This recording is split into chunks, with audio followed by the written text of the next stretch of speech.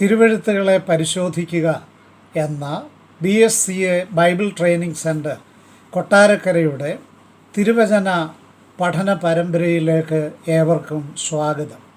എൻ്റെ പേര് PM George കുട്ടി, എരുമേലി. 66 പുസ്തകങ്ങളുള്ള തിരുവെഴുത്തുകളുടെ സാരാംശം കർത്താവായ യേശുക്രിസ്തുവാണ് എന്ന് നമുക്കറിയാം. ഈ ബന്ധത്തിൽ പഴയ നിയമത്തിൽ ക്രിസ്തു എന്ന വിഷയമാണ് നാം പഠിക്കുന്നത്. ഉൽപ്പത്തി പുസ്തകം 3-ാം അധ്യായം 15-ാം വാക്യത്തിൽ സ്ത്രീയുടെ സന്തതി സർപ്പത്തിൻ്റെ തല തകർക്കും എന്ന പ്രഥമ മശിഹ അഥവാ ക്രിസ്തു പ്രവചനം നാം കാണുന്നു. പ്രോട്ടോ ഇവാഞ്ചലിയോൺ അർത്ഥാൽ മുൻകൂട്ടി അറിയിച്ച സുവിശേഷം എന്നാണ് ഈ വാക്യത്തെ പണ്ഡിതന്മാർ നാമകരണം ചെയ്യുന്നത്. ഗലാത്യ ലേഖനം 4-ാം അധ്യായം 4-ാം വാക്യത്തിൽ അപ്പോസ്തലനായ പൗലോസ് പുതിയ നിയമത്തിൽ സ്ത്രീയുടെ സന്തതി എന്ന് ക്രിസ്തുവിനെ സൂചിപ്പിക്കുന്നത് ഈ വാക്യത്തിന് പുതിയ നിയമത്തിലുള്ള ആധാര രേഖയാണ്. ഒന്ന്, സ്ത്രീയുടെ സന്തതി. ഉൽപ്പത്തി പുസ്തകം തന്നെ 3-ാം അധ്യായം 21-ാം വാക്യത്തിൽ ആദം ഹവ്വമാർ പാപത്തിൽ വീണുപോയ പ്രാരംഭരംഗത്ത് തന്നെ യഹോവയായ ദൈവം അവർക്ക് തോൽ കൊണ്ട് ഉടുപ്പുണ്ടാക്കി ഉടുപ്പിച്ചു എന്ന് കാണുന്നു. നമുക്കറിയാം, അത് മൃഗത്തിൻ്റെ തോൽ എന്ന ആശയം വരുന്ന വാക്കാണ്. വെളിപ്പാട് പുസ്തകം 13-ാം അധ്യായം 8-ാം വാക്യത്തിൽ ലോകസ്ഥാപനം മുതൽ അറുക്കപ്പെട്ട കുഞ്ഞാട് എന്ന് വായിക്കുന്നതിനാലും പിൽക്കാല യാഗങ്ങളുടെ പ്രത്യേകത അനുസരിച്ചും ആ പ്രഥമ രംഗത്തെ യാഗം അല്ലെങ്കിൽ ദൈവം ഒരാട്ടിൻകുട്ടിയെ തന്നെ യാഗം അർപ്പിച്ച് അതിൻ്റെ തോലുകൊണ്ട് അവരെ ഉടുപ്പിച്ചു. അത് നീതീകരണത്തിൻ്റെ ഒരു മുൻകുറിയായും ആ തോൽ കൊണ്ടുള്ള ഉടുപ്പ് ക്രിസ്തുവിന് മുൻനിഴലായും നമുക്ക് ദർശിക്കുവാൻ സാധിക്കും. യാതൊരു സംശയവും ഇല്ല. പ്രഥമമായി നാം ഈ പാഠത്തിൽ മോശയിക പഞ്ചഗ്രന്ഥങ്ങളിൽ ക്രിസ്തു എങ്ങനെ വെളിപ്പെടുന്നു എന്നതും പിന്നീട് ചരിത്ര ഗ്രന്ഥങ്ങളിലും പ്രവചന കാവ്യ ഗ്രന്ഥങ്ങളിലും ഇങ്ങനെ പഴയ നിയമത്തിൽ ക്രിസ്തുവിനെ ഏതെല്ലാം നിലയിൽ സൂചിപ്പിക്കുന്നു എന്നാണ് പഠിച്ച് വരുന്നത്. ഉൽപ്പത്തി 6 മുതൽ 8-ാം അധ്യായം വരെ നോഹയ്ക്ക് ദൈവം കൽപ്പന കൊടുത്ത് പണിത പെട്ടകവും ആ പെട്ടകത്തിൻ്റെ ഏകവാതിലും കാണുന്നു. ആ പെട്ടകവും അതുപോലെ തന്നെ ഏകവാതിലും 1 പത്രോസ് 3:20, 2 പത്രോസ് 2:5, യോഹന്നാൻ 10:9 ഈ വാക്യങ്ങളുടെ വെളിച്ചത്തിൽ ക്രിസ്തുവിന് നിഴലായി ദർശിക്കുവാൻ സാധിക്കും. ഉൽപ്പത്തി 13:15 17:8 അബ്രഹാമിൻ്റെ സന്തതി എന്ന് ഏകവചനത്തിൽ പറഞ്ഞിട്ടുണ്ട്. നമുക്കറിയാം, ഗലാത്യർ 3:16 അപ്പോസ്തലനായ പൗലോസ് ഇതിനെ സന്തതി എന്ന ഏകവചനത്തിൽ സൂചിപ്പിക്കുന്നത് ക്രിസ്തുവാണ് എന്ന് വെളിപ്പെടുത്തിയിരിക്കുന്നു. അബ്രഹാമിൻ്റെ സന്തതി, ഡിസെൻഡൻറ്റ് ഓഫ് ഏബ്രഹാം. ആ പദം കൊണ്ട് നാം ക്രിസ്തുവിനെ പഴയ നിയമത്തിൽ ഉൽപ്പത്തി 13:15 13:15 17:8 ദർശിക്കുന്നു. ഉൽപ്പത്തി 14:18 മൽക്കീസേദെക്ക് ശാലേം രാജാവും അഥവാ സമാധാനത്തിൻ്റെ രാജാവും അത്യുന്നതനായ ദൈവത്തിൻ്റെ പുരോഹിതനും എന്ന നിലയിൽ മൽക്കീസേദെക്കിനെ വെളിപ്പെടുത്തിയിരിക്കുന്നു. അവന് ജീവാരംഭമില്ല, വംശാവലി, മാതാവും പിതാവും ഇല്ല എന്ന് പറഞ്ഞിരിക്കുന്നു. ഇല്ല എന്ന അർത്ഥത്തിലായിരിക്കുകയില്ല. ദൈവപുത്രനായ കർത്താവായ യേശുക്രിസ്തുവിൻ്റെ പൗരോഹിത്യം ലേവ്യ പൗരോഹിത്യത്തിൽ നിന്ന് വ്യത്യസ്തമായി നിത്യപൗരോഹിത്യമാണ് എന്ന് സൂചിപ്പിക്കുവാനൊരു നിഴൽ ചിത്രമായിട്ടാണ് മൽക്കീസേദെക്കിനെ അവിടെ വെളിപ്പെടുത്തിയിരിക്കുന്നത്. എബ്രായർ 7-ാം അധ്യായം 1 മുതൽ 4 വരെ ദൈവപുത്രന് തുല്യനായി ഇവൻ എന്നേക്കും പുരോഹിതൻ. അവിടെയും മുൻഗണന ദൈവപുത്രനായ ക്രിസ്തുവിനാണ്. ആ ക്രിസ്തുവിൻ്റെ നിത്യപൗരോഹിത്യത്തിൻ്റെ നിഴലാണ് മൽക്കീസേദെക്ക് എന്ന് കാണുവാൻ സാധിക്കും. ഉൽപ്പത്തി 22-ാം അധ്യായത്തിൻ്റെ 2-ാം വാക്യത്തിൽ ഏകജാതനായ മകനെ അബ്രഹാം ബലി കഴിക്കുന്നു. അവിടെ കൊമ്പുകൾ കാട്ടുവള്ളിയിൽ ചുറ്റപ്പെട്ട നിലയിൽ ആട്ടുകൊറ്റനെ കാണുകയും ഇസഹാക്കിന് പകരം യാഗം അബ്രഹാം അർപ്പിക്കുകയും ചെയ്യുന്നു. യോഹന്നാൻ്റെ സുവിശേഷം 8-ാം അധ്യായം 56-ാം വാക്യത്തിൽ അബ്രഹാം എൻ്റെ ദിവസം കാണും എന്ന് പ്രത്യാശിച്ചു, അവൻ കണ്ട് ഉല്ലസിച്ചുമിരിക്കുന്നു എന്ന് കർത്താവ് പറയുമ്പോൾ ഉൽപ്പത്തി 22-ലെ യാഗവും ഏകജാതനും കർത്താവായ യേശു ക്രിസ്തുവിൻ്റെ വ്യക്തമായ നിഴലാണ് എന്ന് ഗ്രഹിക്കുവാൻ യാതൊരു ബുദ്ധിമുട്ടുമില്ല.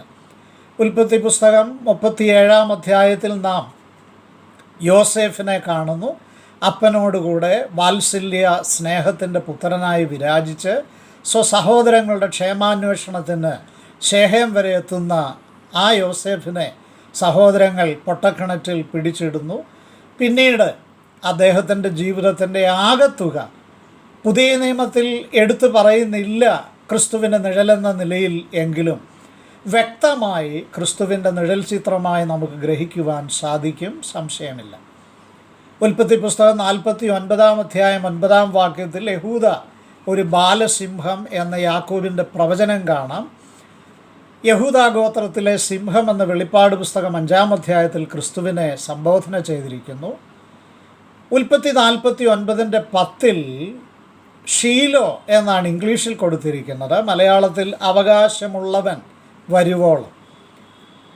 യോശുവ 18-ൽ ഷീലോ എന്ന സ്ഥലത്ത് അവർ സമാഗമന കൂടാരം നിവൃത്തി എന്ന് നാം വായിക്കുന്നു. അതിൻ്റെ അർത്ഥമായ അവകാശമുള്ളവൻ സാക്ഷാൽ കർത്താവ് തന്നെ വരുവോളം അധികാരത്തിൻ്റെ ചെങ്കോൽ യഹൂദയിൽ നിന്ന് മാറിപ്പോകയില്ല. കർത്താവായ യേശു ക്രിസ്തു മാംസം ധരിച്ച് മണ്ണിൽ വന്നപ്പോൾ യഹൂദ ജനതയ്ക്ക് ശിക്ഷ വിധിക്കുവാനുള്ള, പ്രത്യേകിച്ചും ക്യാപിറ്റൽ പണിഷ്മെൻറ്റ്, മരണശിക്ഷയുടെ അധികാരം നഷ്ടപ്പെട്ടവർ റോമാക്കാരുടെ അധീശത്വത്തിൽ ആയിത്തീരുന്ന കാഴ്ചയാണ് കാണുന്നത്. ആ പ്രവചനം ബാലസിംഹം, അവകാശമുള്ളവൻ അർത്ഥാൽ ഷീലോ, ഈ വാക്കുകൾ ക്രിസ്തുവിൻ്റെ മുൻ സൂചനയായി കാണാം.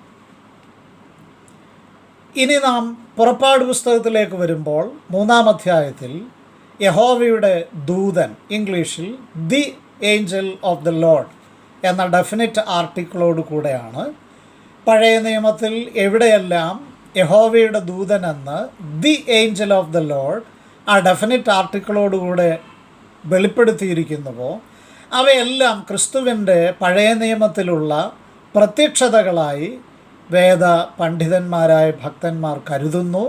കർത്താവായ യേശു ക്രിസ്തുവിൻ്റെ മാംസധാരണത്തിന് ശേഷം ദൂതപ്രത്യക്ഷത ഈ നിലയിൽ കാണാത്തതിനാൽ അത് ഉറപ്പായി ദൈവഭക്തന്മാർ വിശ്വസിക്കുന്നു.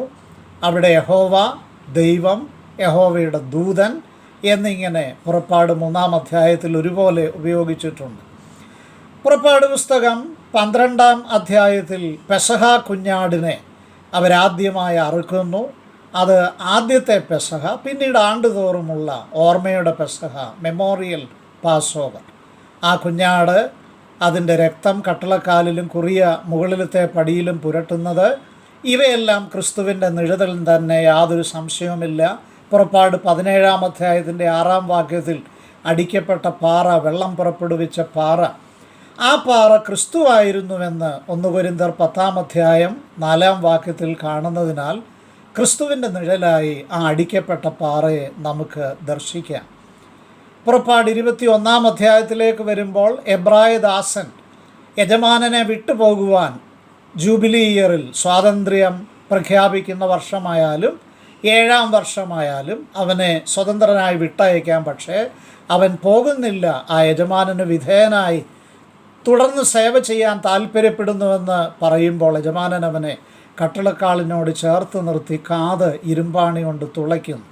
40-ാം സങ്കീർത്തനവും എബ്രായ ലേഖനം 10-ാം അധ്യായത്തിൻ്റെ 5-ാം വാക്യവും കാത് തുളച്ച ദാസനെ, എബ്രായർ 10-ൽ എനിക്കൊരു ശരീരം ഒരുക്കിയിരിക്കുന്നു എന്നാണ് സെപ്റ്റുവജൻ്റ് ഭാഷാന്തരത്തിൽ നിന്നുള്ള ഉദ്ധരണിയാകയാൽ നാം കാണുന്നത്. അത് ക്രിസ്തുവിന് നിഴലാണ്. പുറപ്പാട് പുസ്തകം 24 മുതൽ 39 വരെയുള്ള അധ്യായത്തിൽ സമാഗമന കൂടാരത്തിൻ്റെ പണിയും വ്യത്യസ്തങ്ങളായ അതിൻ്റെ ഉപകരണങ്ങളും കാണുന്നു. മൂടുശീല, മറശീല, അതുപോലെ വാതിൽ, വിസ്തൃതിയുള്ള വാതിൽ, പ്രാകാരത്തിലെ പിച്ചളത്തൊട്ടി, ഒന്നാമത് കാണുന്ന താമ്രയാഗപീഠം, ഇതെല്ലാം ക്രിസ്തുവിൻ്റെ നിഴലാണ്. താമ്രയാഗപീഠം ക്രിസ്തുവിൻ്റെ ക്രൂശ് മരണം, യാഗം. പിച്ചളത്തൊട്ടി നമുക്ക് ദൈവത്തിങ്കിൽ നിന്ന് ശുദ്ധീകരണമായ ക്രിസ്തുവിനെ സൂചിപ്പിക്കുന്നു. വിശുദ്ധ സ്ഥലത്ത് കാഴ്ചയപ്പത്തിൻ്റെ മേശ ജീവൻ്റെ അപ്പത്തെ സൂചിപ്പിക്കുന്നു. നിലവിളക്ക്, ധൂപപീഠം, അതിപരിശുദ്ധ സ്ഥലത്തെ സാക്ഷ്യ പെട്ടകം, the ark of the covenant, അതിൻ്റെ മുകളിലത്തെ മൂടിയായ കൃപാസനം, the mercy seat or the throne of grace, കൃപാസനം. അതിനുള്ളിൽ അഹരോൻ്റെ തളിർത്ത വടി, ക്രിസ്തുവിൻ്റെ ഉയർത്തെഴുന്നേൽപ്പിൻ്റെ ചിത്രം, മന്നയിട്ട് വെച്ച പൊൻപാത്രം, അതുപോലെ മോശ എറിഞ്ഞുടച്ച കൽപ്പലക. ഇവയെല്ലാം ഇസ്രായേലിൻ്റെ പിറുപിറുപ്പിൻ്റെ അവിശ്വസ്തതയുടെയും പ്രതീകങ്ങളാണെങ്കിലും അവയെ ഉള്ളിലാക്കി അതിൻ്റെ മീതെ കൃപാസനത്താൽ ദൈവം മൂടി. എല്ലാ ഉപകരണങ്ങളും കർത്താവായ യേശു ക്രിസ്തുവിൻ്റെ മുൻനിഴലാണ്. മന്ന പ്രത്യേകിച്ച് രാത്രിയിൽ, മഞ്ഞിൽ, ഈ ലോകത്തിൻ്റെ പാപമാകുന്ന ഇരുട്ടിൽ പരിശുദ്ധാത്മാവിനാൽ ഈ മണ്ണിലേക്ക് വന്ന സാക്ഷാൽ ജീവൻ്റെ അപ്പമായ ക്രിസ്തുവിൻ്റെ മുൻ സൂചന തന്നെയാണ്. ലേവ്യ പുസ്തകത്തിലേക്ക് വരുമ്പോൾ 5 ലേവ്യ യാഗങ്ങൾ: ഹോമയാഗം, ഭോജനയാഗം, സമാധാനയാഗം, പാപയാഗം, അകൃത്യയാഗം. അതുപോലെ 23-ാം അധ്യായത്തിലേക്ക് വരുമ്പോൾ 7 ഉത്സവങ്ങൾ: പെസഹ, പുളിപ്പില്ലാത്ത അപ്പത്തിൻ്റെ പെരുന്നാൾ, പെന്തക്കോസ്ത് പെരുന്നാൾ, പിന്നീട് കാണുന്ന ആദ്യഫല നീരാജനം ചെയ്യുന്ന ആ പെരുന്നാൾ, ക്രിസ്തുവിൻ്റെ ഉയർത്തെഴുന്നേൽപ്പ്, കൂടാരപ്പെരുന്നാൾ, കാഹളപ്പെരുന്നാൾ, മഹാപാപപരിഹാര ദിവസം. അന്ന് യഹോവയ്ക്ക് ചീട്ട് വീണതും അസസേലിന് ചീട്ട് വീണതുമായ 2 കോലാട്ടുകൊറ്റന്മാർ. അതിൽ യഹോവയ്ക്ക് ചീട്ട് വീണതിനെ കുരലറുക്കുന്നു, മറ്റൊന്നിനെ, അസസേലിന് ചീട്ട് വീണതിനെ, വിശുദ്ധനായ ഒരാളുടെ കൈവശം മരുഭൂമിയിൽ കൊടുത്തയക്കുന്നു. ലോകത്തിൻ്റെ പാപം ചുമന്നൊഴിക്കുന്ന ആ കുഞ്ഞാടിൻ്റെ സൂചനയായി നമുക്കത് മനസ്സിലാക്കുവാനായിട്ട് സാധിക്കും. ലേവ്യ പുസ്തകം 14-ാം അധ്യായത്തിൽ കുഷ്ഠരോഗിയുടെ ശുദ്ധീകരണത്തിന് ഒരു ഇണപക്ഷിയെ അറുത്ത് വെള്ളത്തിൽ ചോര പിഴിഞ്ഞൊഴിച്ച് ആ രക്തം കലർന്ന മിശ്രിതത്തിൽ ജീവനുള്ള പക്ഷിയെ മുക്കി വെളിയിൽ വെറുതെ പറപ്പിച്ചു വിടുന്നു. ഈ 2 പക്ഷികളും ക്രിസ്തുവിൻ്റെ മുൻനിഴലാണ്. സംഖ്യാപുസ്തകത്തിലേക്ക് വരുമ്പോൾ 19-ാം അധ്യായത്തിൽ ചുവന്ന പശുക്കിടാവ്, റെഡ് ഹൈഫർ, കളങ്കവും ഊനവും ഇല്ലാത്തത്, ശവത്താൽ അശുദ്ധനാകുന്ന ആളിൻ്റെ മേൽ വെള്ളത്തിൽ കലക്കി തളിക്കുന്ന പശുഭസ്മം. ഈ റെഡ് ഹൈഫർ, ചുവന്ന പശുക്കിടാവ് ക്രിസ്തുവിൻ്റെ നിഴലാണ്. 24-ാം അധ്യായത്തിൻ്റെ 17-ാം വാക്യത്തിൽ ബിലയാമിൻ്റെ പ്രവചനം: യാക്കോബിൽ നിന്ന് ഒരു നക്ഷത്രം ഉദിക്കും. തീർച്ചയായും ഉദയനക്ഷത്രമായി വെളിപ്പാട് പുസ്തകത്തിലും കർത്താവിനെ കാണാം. ഒടുവിലത്തെ അധ്യായത്തിൽ ക്രിസ്തുവിന് മുൻനിഴലാണ്. 35-ാം അധ്യായത്തിൽ 6 സങ്കേത നഗരങ്ങൾ, എബ്രായർ 6:18 ശരണത്തിനായി ഓടി വന്ന നാം എന്നൊരു പ്രയോഗമുണ്ട്. ഒരാൾ അബദ്ധവശാൽ ഒരാളെ കൊന്നാൽ രക്തപ്രതികാരകനാൽ മരിക്കാതിരിക്കേണ്ടതിന് ഓടിച്ചെന്ന് അഭയം ചൊല്ലുന്ന ആ സങ്കേത നഗരങ്ങൾ, കനാൻ നാട്ടിൽ 3, യോർദാനക്കര 3, ഈ 6 സങ്കേത നഗരങ്ങളും ക്രിസ്തുവിൻ്റെ നിഴലാണ്. പഞ്ചഗ്രന്ഥികളിൽ മോശയിക, ആദിമ 5 പുസ്തകങ്ങളിലൊടുവിൽ ആവർത്തന പുസ്തകത്തിലേക്ക് വരുമ്പോൾ 18-ാം അധ്യായത്തിൽ യഹോവയായ ദൈവം മോശയോട് പറഞ്ഞു: നിന്നെപ്പോലെ ഒരു പ്രവാചകനെ ഞാൻ അവർക്ക് എഴുന്നേൽപ്പിച്ചു കൊടുക്കും. അതുകൊണ്ട് പിൽക്കാലത്ത് ഇസ്രായേൽ ജനം ഒരു പ്രവാചകൻ്റെ പ്രതീക്ഷയുള്ളവരായിരുന്നുവെന്ന് നാം കാണുന്നുണ്ട്. അനേക രംഗങ്ങളിൽ ക്രിസ്തുവിന് നിഴലാണ്. 34:10 ആവർത്തനത്തിലും നാം ആ റെഫറൻസ് കാണാം. മോശയെപ്പോലെ ഒരു പ്രവാചകൻ പിന്നീട് ഉണ്ടായിട്ടില്ല. പിൽക്കാലത്ത് ക്രിസ്തുവായിരുന്നു ആ പ്രവാചകൻ, ദൈവം അവരുടെ മധ്യത്തിൽ എഴുന്നേൽപ്പിച്ച പ്രവാചകൻ. യോശുവയുടെ പുസ്തകത്തിൽ വരുമ്പോൾ യോശുവ എന്ന വാക്ക് തന്നെ യഹോവ രക്ഷിതാവ്, ജെഹോഷുവ. ന്യായപ്രമാണത്തിൻ്റെ മധ്യസ്ഥനായ മോശയ്ക്ക് കഴിയാഞ്ഞതിനെ സാധിപ്പാൻ ദൈവം തൻ്റെ പുത്രനെ കൃപയുടെ കീഴിൽ പാപജടത്തിൻ്റെ സാദൃശ്യത്തിൽ അയച്ചു. സ്വസ്ഥത വരുത്തുന്ന സാക്ഷാൽ രക്ഷിതാവ് കർത്താവായ ക്രിസ്തുവാണ്. ന്യായാധിപന്മാർ ഒത്നിയേൽ മുതൽ ശിംശോൻ വരെ 13, ശമൂവേൽ പ്രവാചകനെ കൂടെ ഉൾക്കൊള്ളിച്ചാൽ 14. അങ്ങനെ ദൈവജനം പാപം ചെയ്യുന്നു ദൈവത്തിനെതിരെ. ദൈവം അവർക്ക് ശിക്ഷയായി ഇതര രാജ്യക്കാരെ അവർക്ക് മേൽക്കോയ്മയ്ക്ക് അയക്കുന്നു. അവരുടെ അധീശത്വത്തിൽ നിലവിളിക്കുന്നു. ദൈവം നിലവിളി കേട്ട് രക്ഷകരെ എഴുന്നേൽപ്പിക്കുന്നു. ആ ന്യായാധിപന്മാർ, എല്ലാ രക്ഷകരും സാക്ഷാൽ രക്ഷയുടെ നായകനായ ക്രിസ്തുവിലേക്ക് വിരൽ ചൂണ്ടുന്നു. രൂത്തിൻ്റെ പുസ്തകത്തിൽ വരുമ്പോൾ നമുക്കറിയാം, ദ കിൻസ്മൻ റെഡീമർ, ചാർച്ചക്കാരനായ വീണ്ടെടുപ്പുകാരൻ. ശമൂവേലിൻ്റെ പുസ്തകത്തിൽ സാക്ഷാൽ പ്രവാചക പാഠശാല ആരംഭിച്ച ശമൂവേൽ പ്രവാചകനിലൂടെ നമുക്ക് കർത്താവിൻ്റെ ഔദ്യോഗിക മഹിമയായ പ്രവാചകത്വം കാണാം. രാജാക്കന്മാരുടെ പുസ്തകം എന്തുകൊണ്ടും ഒരു നല്ല രാജാവ് ഇസ്രയേലിൽ പ്രത്യേകിച്ചില്ലായിരുന്നു, എന്നാൽ രാജാവായ ക്രിസ്തുവിനെ സൂചിപ്പിക്കുന്നു. ദിനവൃത്താന്തങ്ങളുടെ പുസ്തകത്തിൽ ശലോമോൻ പണിത ദൈവാലയം, സമാഗമന കൂടാരശേഷം ആദ്യത്തെ ദൈവാലയവും അതിൽ തേജസ് ഇറങ്ങിയതും കാണാം. വാസ്തവത്തിൽ ആ ദൈവാലയം, സമാഗമന കൂടാരവും പിൽക്കാല ദൈവാലയങ്ങളും സഭയാം ദൈവാലയവും എല്ലാം ക്രിസ്തുവിന് സാദൃശ്യം ആയിട്ട് നമുക്ക് ദർശിക്കുവാൻ കഴിയും. പ്രത്യേകിച്ച് എസ്രായുടെ പുസ്തകത്തിൽ യാഗപീഠവും ന്യായപ്രമാണവും ജനത്തിൻ്റെ മധ്യത്തിൽ യഥാസ്ഥാനപ്പെടുത്തുന്നു. അത് രണ്ടും ക്രിസ്തുവിൻ്റെ മുൻ സൂചനയാണ്. നെഹമ്യാവിൻ്റെ പുസ്തകത്തിൽ ഒരു ക്രിസ്തുവിശ്വാസിയുടെ ജീവിതത്തിലെ സാക്ഷ്യത്തിൻ്റെ ചുറ്റുമതിൽ പണിതുയർത്തുന്നു. ആട്ടുവാതിൽ തുടങ്ങി 8 വാതിലുകൾ യഥാസ്ഥാനപ്പെടുത്തുന്നു, പണിയുന്നു, അതിൻ്റെ അറ്റകുറ്റം തീർക്കുന്നു. ഈ വാതിലുകളെല്ലാം തന്നെ ക്രിസ്തുവിലേക്ക് വിരൽ ചൂണ്ടുന്നു എന്ന് നമുക്കറിയാം. എസ്തേറിൻ്റെ പുസ്തകത്തിൽ ദൈവം എന്ന പദമില്ലെങ്കിലും വാസ്തവത്തിൽ തൻ്റെ ജനത്തിൻ്റെ വിലാപത്തെ നൃത്തമാക്കി പൂരീം പെരുന്നാൾ അവർക്ക് ലഭിച്ചതിലൂടെ സന്തോഷമൊടുപ്പിക്കുന്ന കർത്താവിൻ്റെ സാന്നിധ്യം എന്തുകൊണ്ടും വിളങ്ങി നിൽക്കുന്നത് കാണുവാൻ കഴിയും. യോബിൻ്റെ പുസ്തകത്തിൽ സ്വർഗത്തിൽ ജീവിച്ചിരിക്കുന്ന സാക്ഷി, ജാമ്യക്കാരൻ, ജീവിക്കുന്ന വീണ്ടെടുപ്പുകാരൻ, ദൈവത്തെയും മനുഷ്യനെയും മധ്യത്തിൽ പറഞ്ഞ് നിരപ്പിക്കാവുന്ന മധ്യസ്ഥൻ എന്നീ നിലയിൽ വെളിപ്പെടുത്തിയിരിക്കുന്നത് കാണാം. കാവ്യഗ്രന്ഥങ്ങളിൽ എടുത്തു പറയേണ്ടത് സങ്കീർത്തനങ്ങളാണ്. 2-ാം സങ്കീർത്തനത്തിൽ പുത്രൻ, 8-ൽ അധിപതി, 16 ഉയർത്തെഴുന്നേറ്റ കർത്താവ്, അതുപോലെ 22 ക്രൂശീകരണം, 24 രാജത്വം, നല്ല ഇടയൻ 23, നമുക്കറിയാം 69 അകൃത്യയാഗം, 91 പരീക്ഷിതനായ ക്രിസ്തു, 102-ാം സങ്കീർത്തനം ശൂന്യസ്ഥലത്തെ മൂങ്ങ, ആദിയായ പ്രയോഗങ്ങൾ എല്ലാം സങ്കീർത്തനത്തിൽ വ്യക്തതയിൽ ക്രിസ്തുവിനെ കാണാം. നോട്ട്സിൽ ഞാൻ അതിൻ്റെ വിശദരൂപം നൽകുന്നുമുണ്ട്. സദൃശവാക്യം 8-ാം അധ്യായത്തിൽ പിതാവിനോടൊപ്പം നിത്യത മുതൽ അവൻ്റെ അരികിൽ ശില്പിയായി, പിതാവിൻ്റെ പ്രമോദമായി അവൻ്റെ മുമ്പിൽ വിനോദിച്ചു കൊണ്ടിരുന്ന സാക്ഷാൽ ജ്ഞാനമായ ദൈവത്തിങ്കിൽ നിന്ന് ജ്ഞാനവും നീതിയും വീണ്ടെടുപ്പുമായി തീർന്ന ആ ക്രിസ്തുവിനെ നമുക്ക് ദർശിക്കുവാനായിട്ട് സാധിക്കും. യാതൊരു സംശയവും ആ വിഷയത്തിൽ നമുക്ക് ആവശ്യമില്ല. സഭാപ്രസംഗയിലേക്ക് വരുമ്പോൾ നമുക്കറിയാം, അവിടെ 9:15 തൻ്റെ ജ്ഞാനം കൊണ്ട് സാധുവായ ജ്ഞാനി ആ പട്ടണത്തിനെതിരെ വന്ന ബലവാനായ രാജാവിൻ്റെ തന്ത്രങ്ങളിൽ നിന്ന് ആ പട്ടണത്തെ രക്ഷിക്കുന്നു. ആ സാധുവായ ജ്ഞാനി മറ്റാരുമല്ല, ക്രിസ്തുവാണ്. ഉത്തമഗീതം ഭാര്യാഭർത്തൃബന്ധത്തിലെ ഉദാത്തവും നിഷ്കളങ്കവുമായ ആ ഉത്കൃഷ്ട സ്നേഹബാന്ധവം സൂചിപ്പിക്കുന്നുവെങ്കിലും ആത്മമണവാളൻ, പ്രേമകാന്തൻ എന്ന നിലയിൽ ആ സ്നേഹബന്ധം വിളങ്ങി ശോഭിക്കുന്ന ഉത്തമ കവിതയായി നമുക്കതിൽ ക്രിസ്തുവിനെ നിഴലായി ദർശിക്കാം. പഴയ നിയമത്തിൽ സഭയില്ല, ഞാനത് സൂചിപ്പിച്ചു കഴിഞ്ഞല്ലോ. യെശയ്യാ പ്രവാചകത്തിലേക്ക് വരുമ്പോൾ പ്രവചന ഗ്രന്ഥങ്ങളിൽ ഒരു മിനിയേച്ചർ ബൈബിൾ, ചെറിയ ബൈബിൾ എന്ന് പറയുന്ന യെശയ്യാവ് നമുക്കറിയാം 8:14 കന്യകയിൽ ജാതനായി ഇമ്മാനുവേൽ, 9:6 ജനിച്ച ശിശു, നൽകപ്പെട്ട മകൻ എന്നീ നിലയിൽ വീരനാം ദൈവം നിത്യപിതാവ്, 11:2-10 വാക്യങ്ങളിൽ ഇശായിയുടെ വേരും കുറ്റിയും, 53 കഷ്ടമനുഭവിക്കുന്ന മശിഹ. ഇരമ്യാവിലേക്ക് വരുമ്പോൾ 8-ാം അധ്യായം 32-ാം വാക്യത്തിൽ ഗിലെയാദിലെ സുഗന്ധതൈലം, 23:5 നീതിയുള്ള മുള, 33:15 അത് നമുക്ക് കാണാം. യെഹെസ്കേലിൽ യഹോവയുടെ തേജസ് ആലയത്തെ നിറയുന്നു, അത് വിട്ടുപോകുന്നു. ദാനിയേലിൽ വരുമ്പോൾ മനുഷ്യപുത്രനോട് സദൃശ്യൻ, അതുപോലെ അഭിഷിക്തനായ പ്രഭു, കല്ലി തൊടാതെ വരുന്ന കല്ല് ലോക സാമ്രാജ്യ ശക്തികളാകുന്ന അവയെ പ്രതിനിധീകരിക്കുന്ന ബിംബത്തെ അടിച്ച് തകർക്കുന്നു.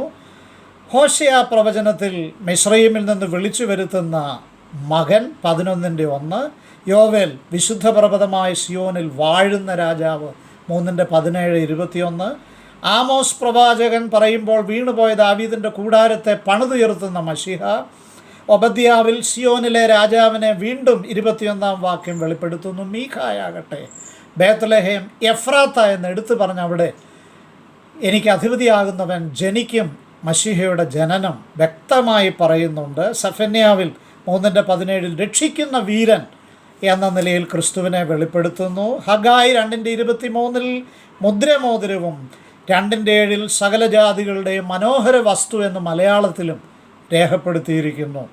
സെഖര്യാ പ്രവാചകൻ പറയുമ്പോൾ 3:8 ദാസനായമുള്ള, 6:12 പുരുഷനായമുള്ള, 6:13 രാജപുരോഹിതൻ, 9:9 ചെറുകഴുതക്കുട്ടിമേൽ വരുന്ന ഇസ്രായേലിൻ്റെ രാജാവ്, 11:12 30 വെള്ളിക്കാശിന് വിൽക്കപ്പെട്ടവൻ, 13:1 മാലിന്യ പരിഹാരത്തിന് യഹൂദയ്ക്ക് വേണ്ടി തുറന്നിരിക്കുന്ന ഉറവ, 13:7 വളയുണരുക, ഇടയനെ വെട്ടുക, എൻ്റെ കൂട്ടാളിയായ പുരുഷൻ, ഈ വെളിപ്പാട് കാണാം.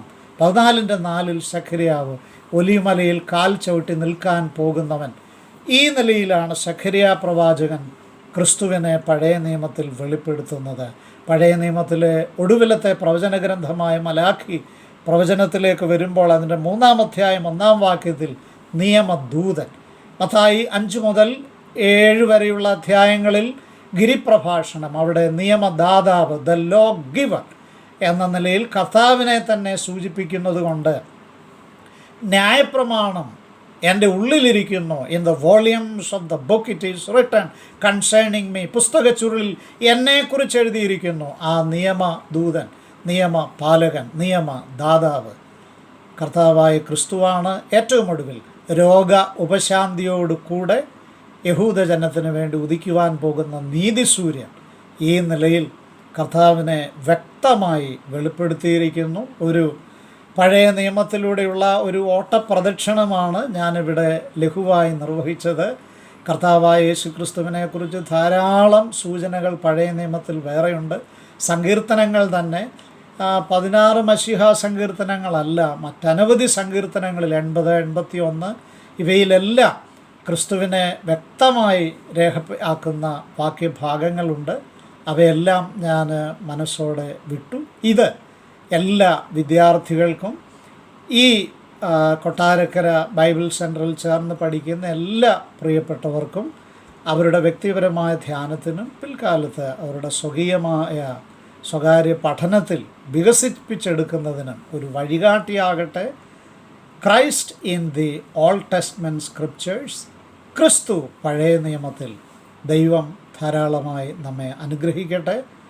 ഈ ബൈബിൾ ട്രെയിനിങ് സെൻറ്ററിൻ്റെ എല്ലാ ശുശ്രൂഷകളെയും കർത്താവ് ആദരിക്കട്ടെ. നിങ്ങൾക്ക് ക്രിസ്തുയേശുവിൽ ഒരിക്കൽ കൂടെ സ്നേഹ വന്ദനങ്ങൾ. Christ in the Old Testament, ക്രിസ്തു പഴയ നിയമത്തിൽ. ജീവന്റെ